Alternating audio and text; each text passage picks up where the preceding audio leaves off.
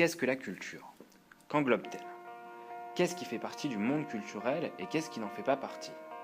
Pourquoi certains ont plus facilement accès aux lieux et aux expressions culturelles que d'autres?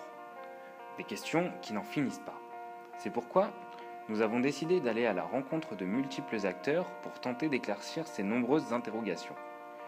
C'est au cours du XIXe siècle que les politiques culturelles firent leur apparition et, selon les époques et les gouvernements, sa place fut différente. Mais où en sommes-nous aujourd'hui? Ce court-métrage vise à interroger le monde de la culture dans son ensemble, des professionnels au public, en passant par les étudiants, un pluralisme de réponses et d'avis qui reflète la complexité des questions au sujet de la culture. C'est à travers ces images que nous souhaitons susciter une réflexion sur la culture, les pratiques culturelles et son accès.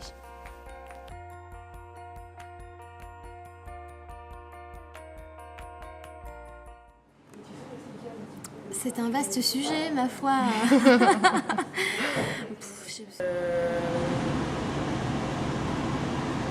Ouais, je sais pas trop comment définir la culture.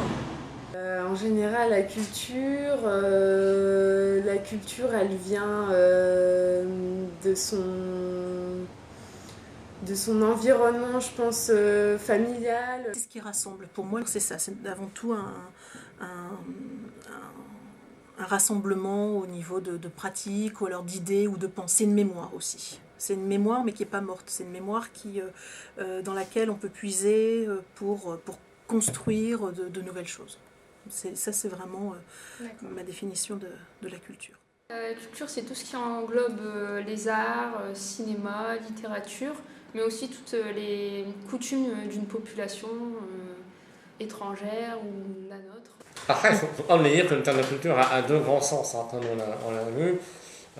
Nous, on parle des formes et des objets culturels, de production culturelle, de travail culturel. Ça n'a rien à voir avec la notion de culture comme ensemble, nos principes, nos valeurs, nos signes auxquels on a été acculturé par le biais de l'éducation, de l'héritage parental, etc. C'est à la fois l'environnement dans lequel je travaille et tout ce que je fais quand j'ai un petit peu de temps libre pour moi. Ça doit aussi parfois prendre des formes individuelles, intériorisées, comme dans une suspension du temps, où on fournit un effort personnel important pour essayer d'aller vers une œuvre, vers des idées qui nous sont étrangères au départ. Et à travers ce labeur, le résultat qu'on peut espérer, c'est effectivement une forme d'émancipation. Et je pense aussi d'élévation. Je veux dire, il y a des choses qu'on va appeler, qu'en ce moment on va appeler culture avec un grand C. Moi, là où je suis à Miel, la culture, c'est vraiment c'est ce que se fait la personne en fait. Moi, mes pratiques culturelles, je vais au spectacle, je vais voir des spectacles, je lis. Après, j'ai aussi l'impression d'avoir une pratique culturelle quand je vais manger une blanquette de veau au cheval blanc. Pour moi, c'est tout ce que je fais en dehors qui m'apporte à moi, en fait, qui va laisser peut-être des traces pour ma construction. Alors, en pratique culturelle, c'est une bonne question. J'aime bien tout ce qui est cinéma, littérature. Alors après, c'est pas de la grande littérature classique, c'est pas Flaubert, j'en lis aussi, mais je suis plus littérature fantastique. Je considère ça aussi comme de la culture. Et après, en musique, je suis plus ouvert vers l'extérieur, c'est-à-dire tout ce qui est K-pop et des choses dans ce genre-là. Sinon, je fréquente des musées. De temps en temps, je vais voir des ballets, mais après, c'est vrai que ça donne vraiment... c'est intéressant, mais c'est un peu ennuyant, quoi. Alors pour moi, la culture, je dirais que c'est un regroupement de pratiques qui peut être artistique, soit lié artistique, de religion, gastronomique, historique. C'est vraiment, ça comprend vraiment pour moi beaucoup de domaines. La peinture, l'histoire.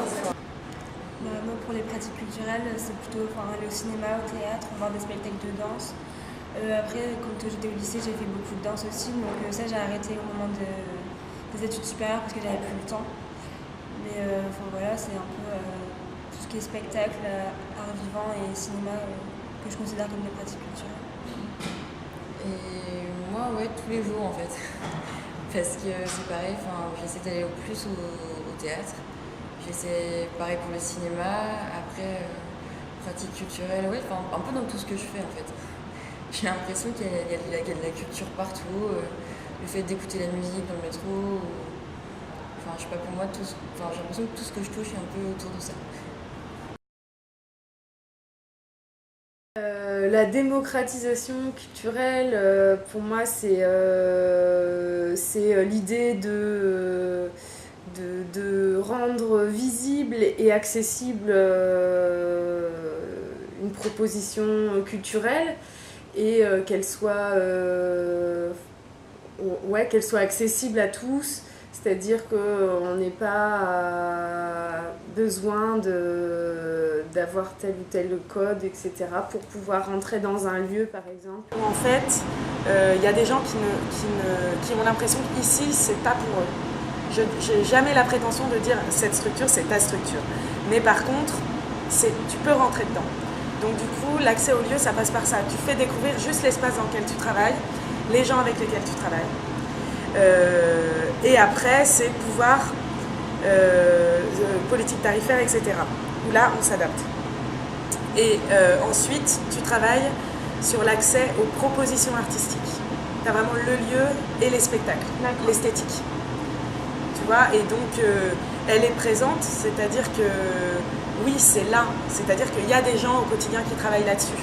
Nous, on travaille tous là-dessus, en fait. La com... tout le monde travaille là-dessus. Après, elle est présente, mais elle n'est jamais... c'est un travail perpétuel.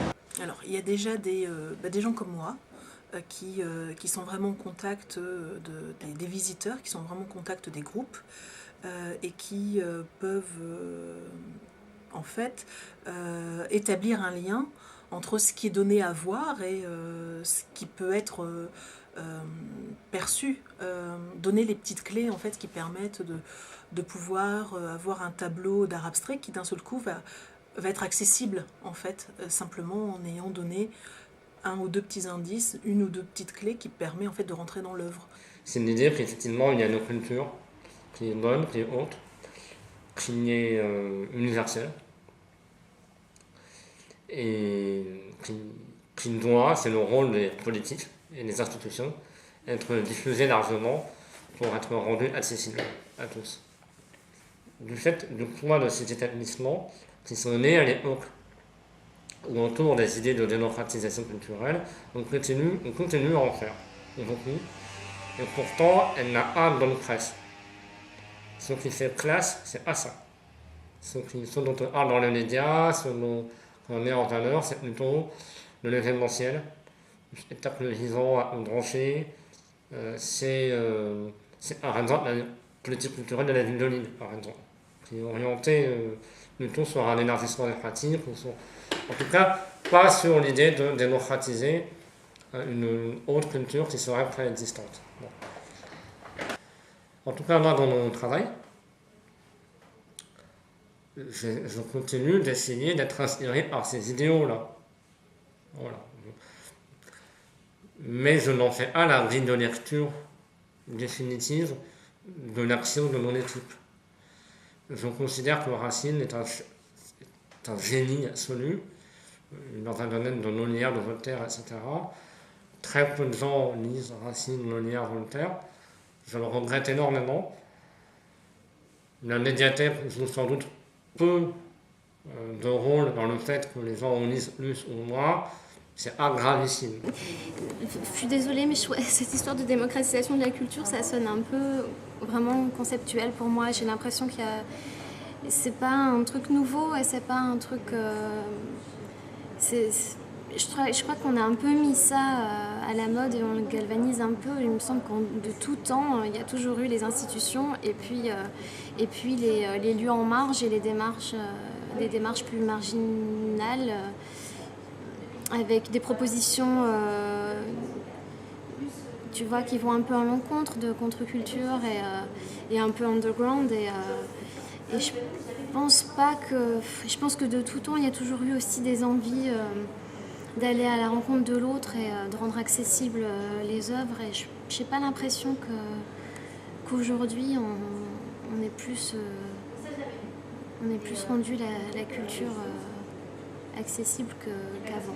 Démocratisation de la culture, ça veut dire quoi? Ça veut dire mettre une énorme statue d'un artiste contemporain à la mode en plein milieu du centre-ville, ou ça veut dire développer des ateliers de création de films d'animation dans les quartiers avec les gamins qui ont encore jamais vu ce que c'était que l'envers du décor. Enfin, tu vois, ça dépend effectivement, c'est ce que tu disais. Ça dépend ce qu'on entend par l'accessibilité et par la démocratisation de la culture. La démocratisation aussi, elle passe par en l'occurrence à Oisem, je parle plus au nom Oisem, par une politique tarifaire relativement basse, des expositions qui sont toujours gratuites, qui permettent à tout le monde de pouvoir y accéder. T'auras beau mettre le musée en accès gratuit, c'est pas pour autant que les gens viendront. Il faut faire cette démarche d'aller les chercher.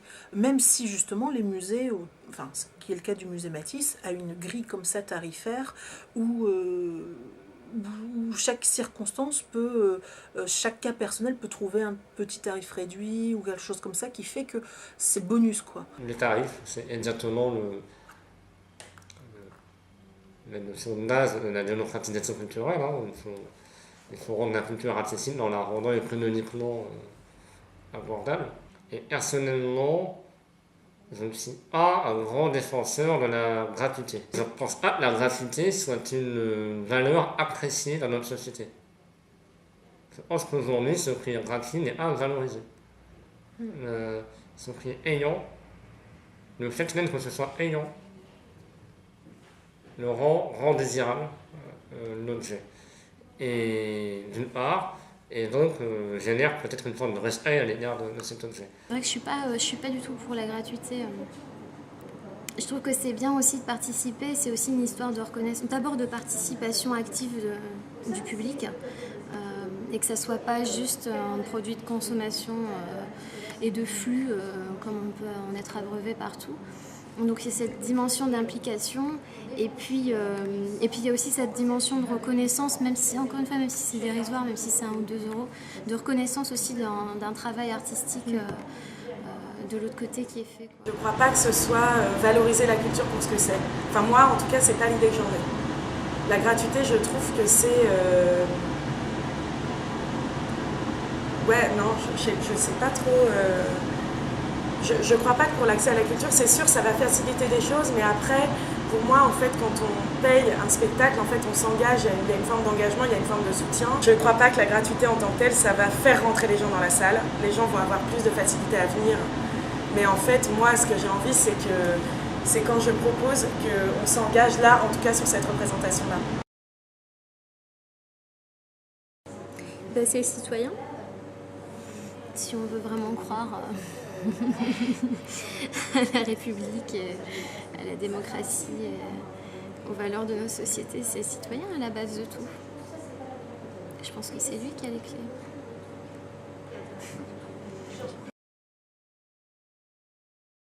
On est un peu déjà au collège, mais surtout au lycée, c'est la littérature classique.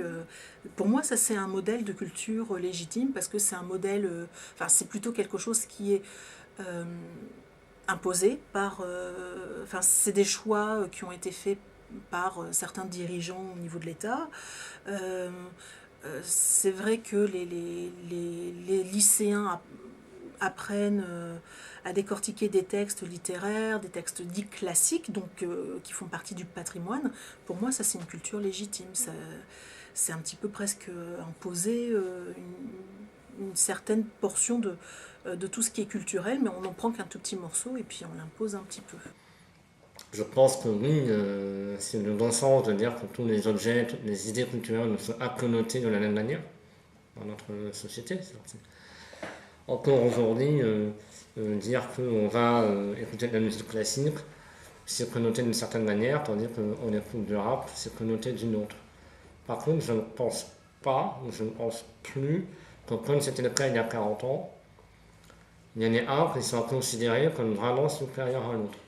Je pense qu'aujourd'hui, on est beaucoup plus sur, de façon diffuse dans la société, sur un relativisme, quelque partout sur vous.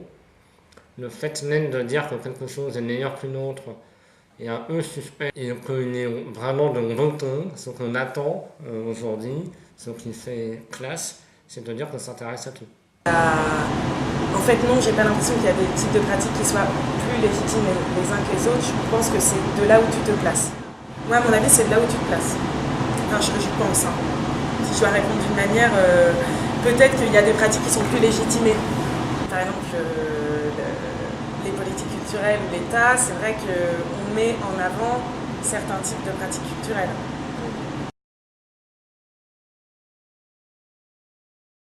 Finalement, elles existent avec ou sans l'aide des politiques qui sont là derrière ou pas, elles existeront toujours. Je pense que plus tu as d'argent, plus tu dois rendre des comptes et on attend effectivement de toi beaucoup de... Ouais, tu dois vraiment rendre des comptes, quoi. Donc tu dois vraiment... t'es lié et plus tu as d'argent et de financement public, moins tu es indépendant. Et donc je pense que tu as tendance à moins prendre de risques aussi. Je pense que les lieux doivent être ouverts. Pour moi, il ne faut pas les opposer en fait. Même si les pratiques émergentes et alternatives se construisent en alternative, pas forcément en opposition. Après, je trouverais ça bien que les structures d'État trouvent des espaces pour être peut-être plus ouverts. Il n'y a pas de lieu, il n'y a pas d'église pour la culture. Regarde, c'est un garage ici. C'est un ancien garage. Je pense qu'on peut voir partout, à tous les coins de rue, on peut voir apparaître des choses intéressantes.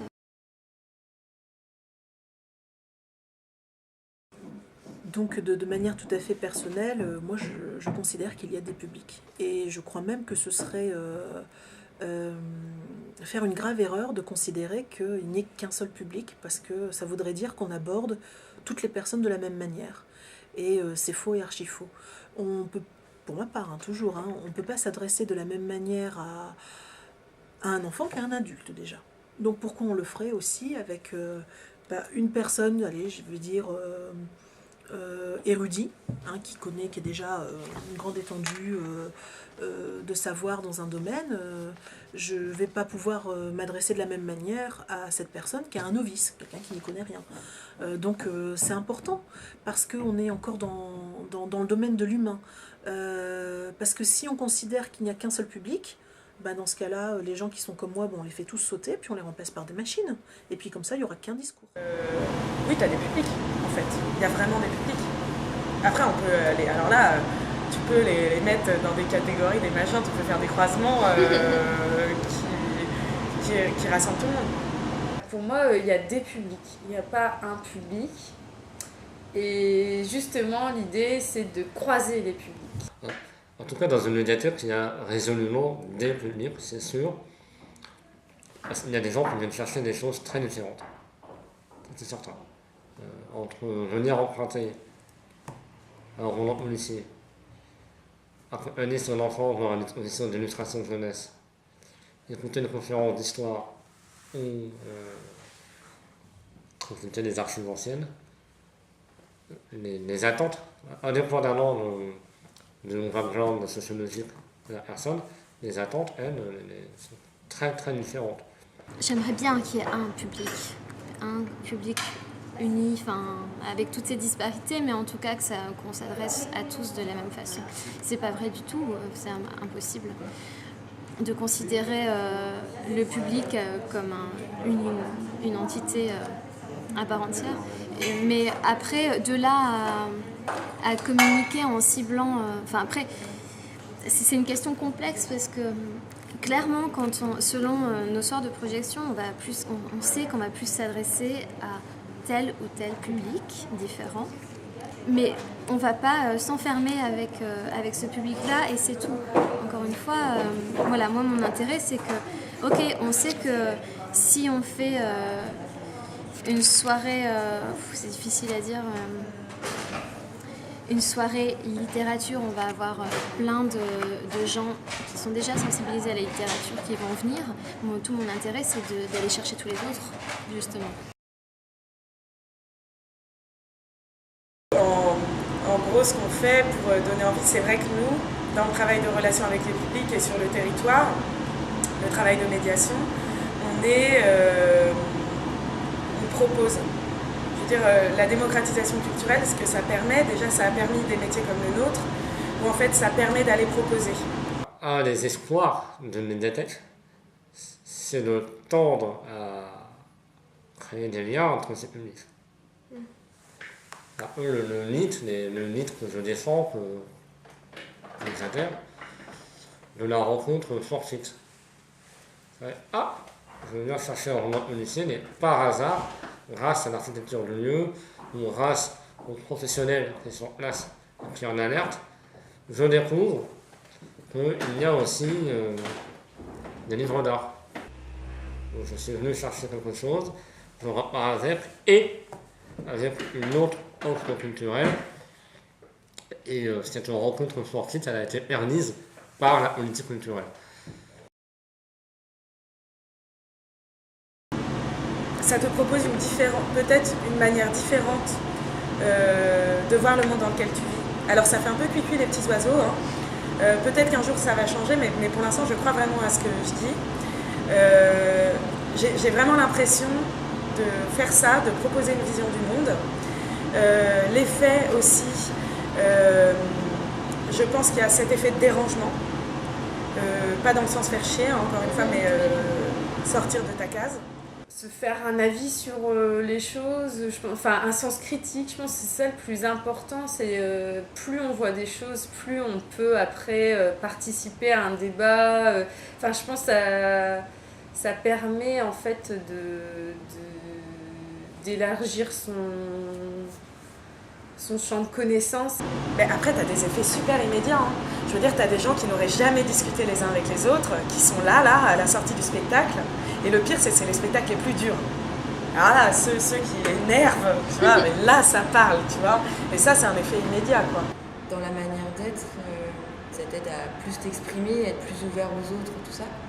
J'ai une amie qui est kiné, et son copain est informaticien, programmateur d'applications smartphone.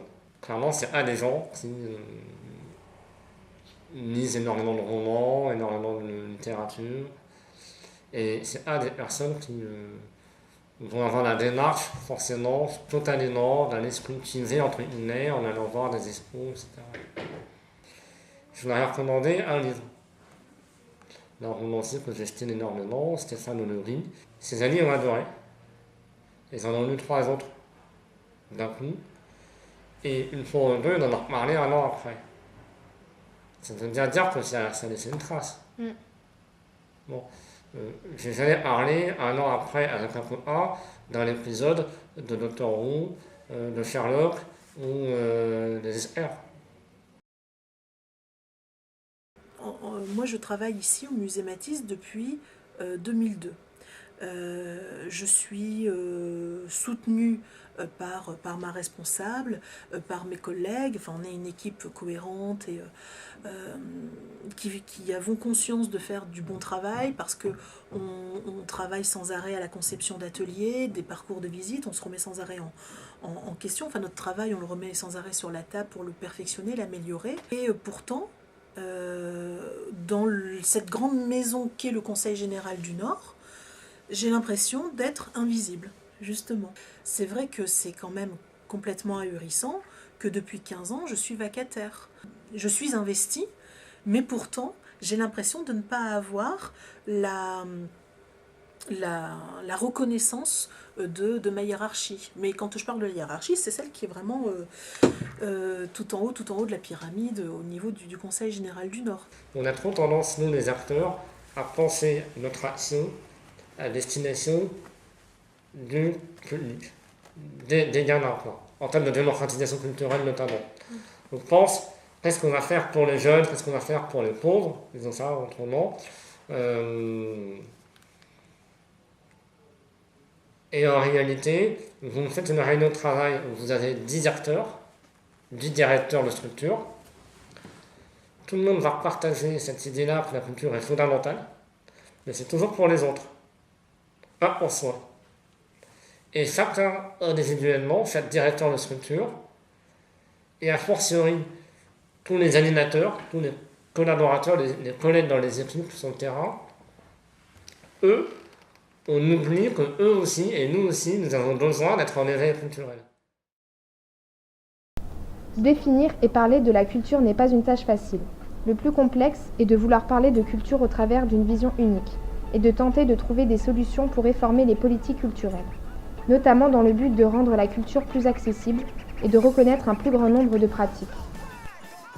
À travers ce film, nous avons souhaité montrer à quel point les manières d'appréhender la culture sont différentes selon les individus.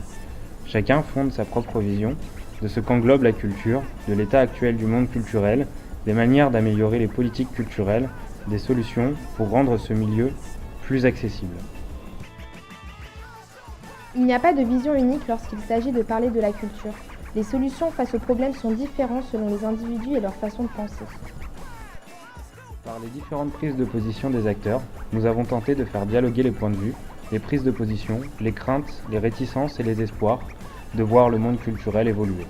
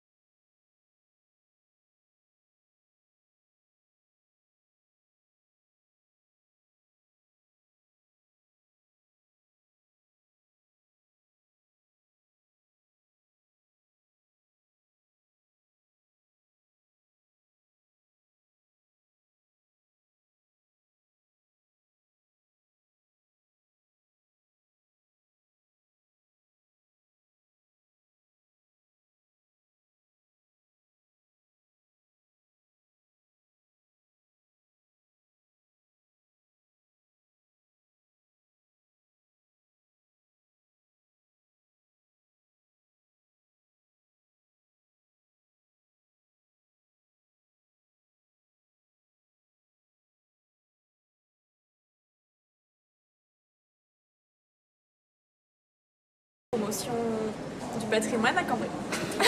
On peut recommencer?